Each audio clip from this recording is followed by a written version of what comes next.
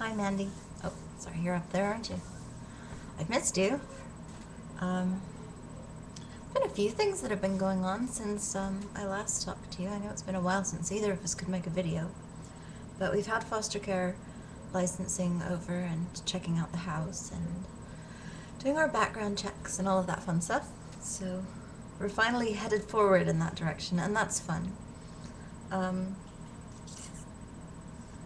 I have a man that's hatching some button quail for me. They're Japanese painted quail. They're those little teeny tiny ones. And whenever they hatch, they're about the size of a bumblebee. They're so cute. Oh, I'm getting all crazy thinking about them. Anyhow, I have a man who's hatching us some. And hopefully, if I can find a spare minute on Friday or Saturday, we'll be able to go and get them. I know we're going to get at least 4, but maybe 6. I'm not sure. The whole idea with the button quail is kind of cool because over here traditionally they're used as, they're kind of employed as greenhouse keepers, and they take care of green flies and any kind of insects because especially the babies, they love insects and that's what they eat primarily.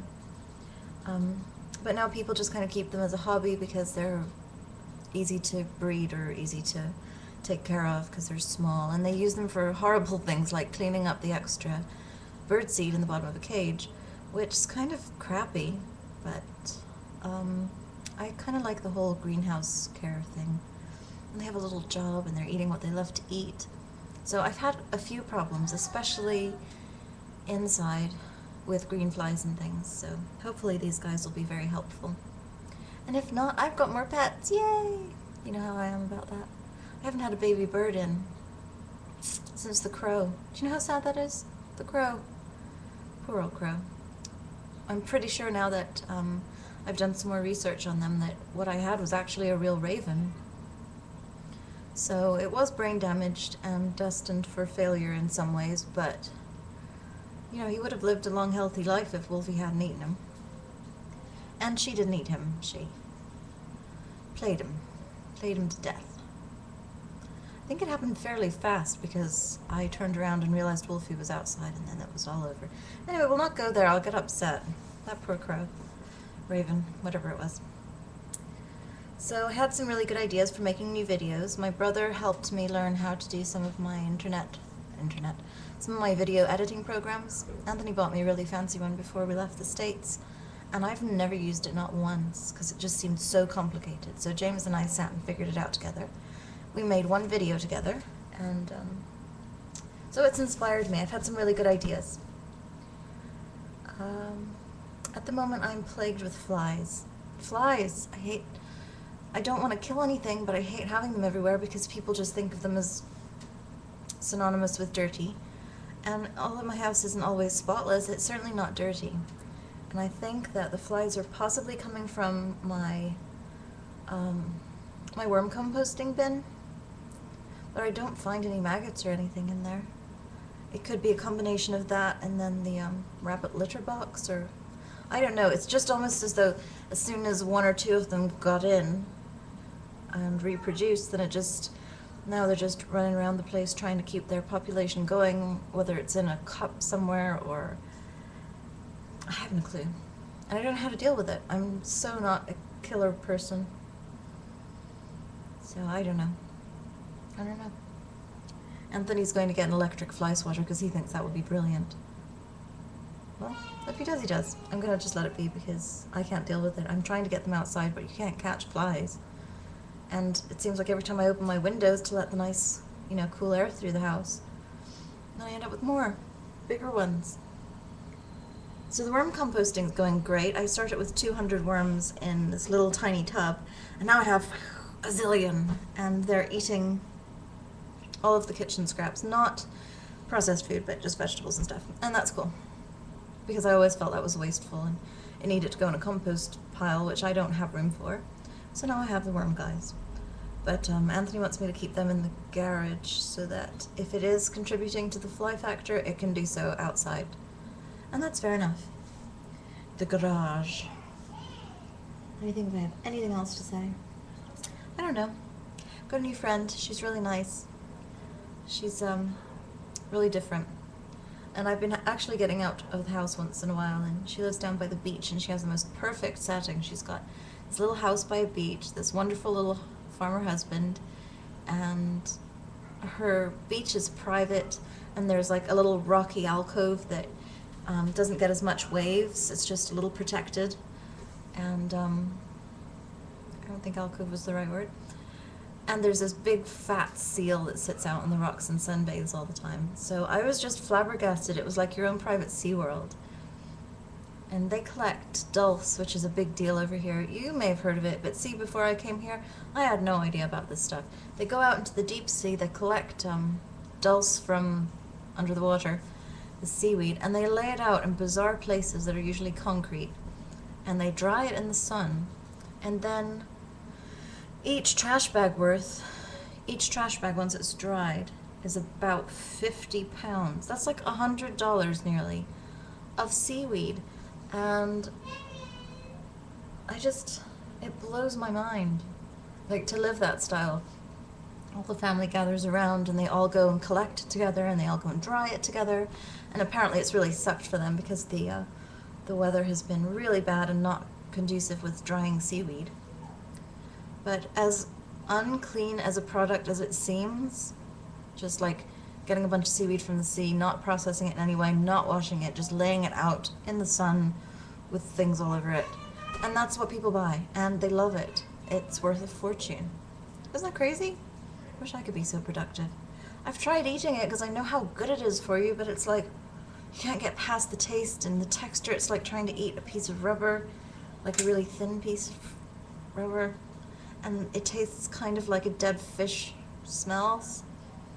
So I haven't been able to get myself to like it. I've got myself to swallow it. Maybe it takes time. Apparently it's in my blood. I'm supposed to be able to do this. This is what Irish people do. And it's gross. Dulce and Guinness. It's like purple color. It's weird. So, let me think if I have anything important to say. I think that's all the important stuff. But I do have to get my house under control. Foster care licensing is coming again next week, and shoo, I'm not ready, and I really don't want them to see all these flies. So I've got to figure out the source, and I've got to get them out of here somehow. I tried a net. You should have seen me. It was the net for our koi outside. Didn't work. I just looked like a big idiot. And every time I caught one and looked to see if it was in the net, of course it got out. So I was like, screw this sucks. So much for my vows of not hurting things. I just don't know how to deal with it, what to do. And I have this pet slug, right? I know that sounds sick. It's not in a container.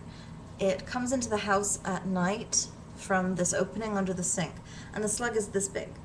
When she's stretched out, she's large. And she's a special kind of spotted leopard slug. So apparently they're endangered or something, protected. So I'm not going to do anything to her. They're apparently rare over here. But she comes in underneath my sink. She goes somehow out the side of the cabinetry and comes up by the trash can and climbs onto the counter, goes into the sink, cleans out whatever may be in the sink. And then if there's any plates or stuff that need to go away, she goes into the dishwasher, she licks out some of the plates or whatever she does. And at first I was like, ew, a slug inside.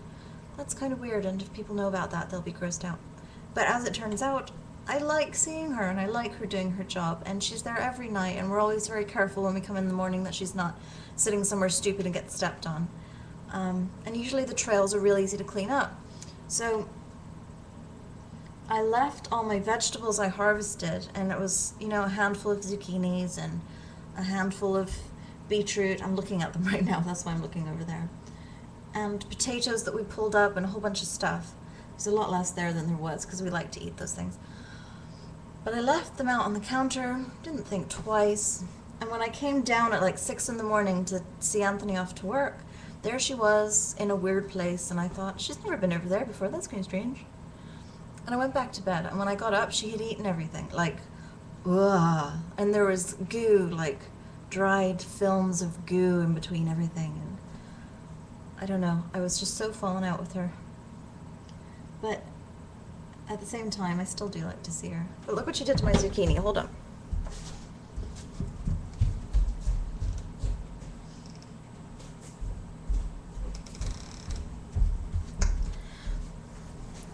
That's what I came down to. I've been growing these myself really well. I just sit out there and I put my leaves down. I'm like, and then a zucchini pops out from somewhere I don't want to talk about.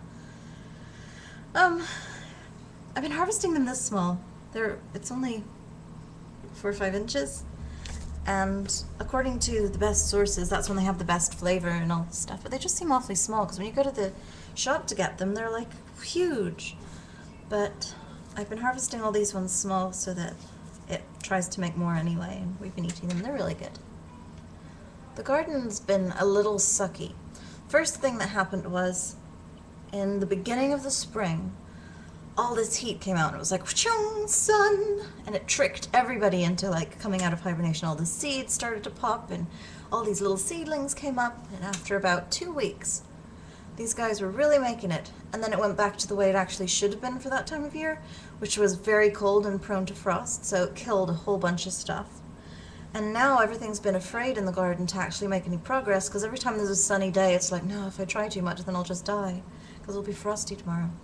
So we've had this long, sucky, wet summer, and now that it's over, we've had a few days of sun, and everybody in the rest of the UK is having torrential downpours and flooding, and we've got sunshine.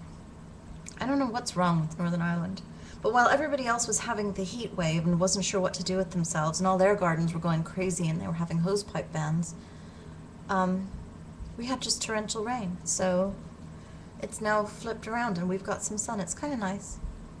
But I think that's contributing to the fly factor, because now they're like, it's now or never, guys, it's now or never! Make babies! And that's that, really. It's my story and I'm sticking to it. So, it was really good to hear from you. It was really good to see you. You looked really good. Good, really good. I said that a lot. And my head's completely somewhere else. I've got to go out and sweep up after the sheep. He's such a monster. I'll have to show you what he looks like these days. He's a big boy and he's so sweet. Whenever you hand feed him, his little tail waggles and he's just so cute. I love him. I still haven't got my fence up in my field. How pathetic is that? Well, according to my sources, this new YouTube thing has a 15-minute limit instead of a 10-minute limit, and I'm now at 12:48. So I'm going to be very disappointed if I'm wrong about this. So I'm going to go ahead and sign off before something devastating happens, and I will rant and rave at you again some other time. Love you. Bye.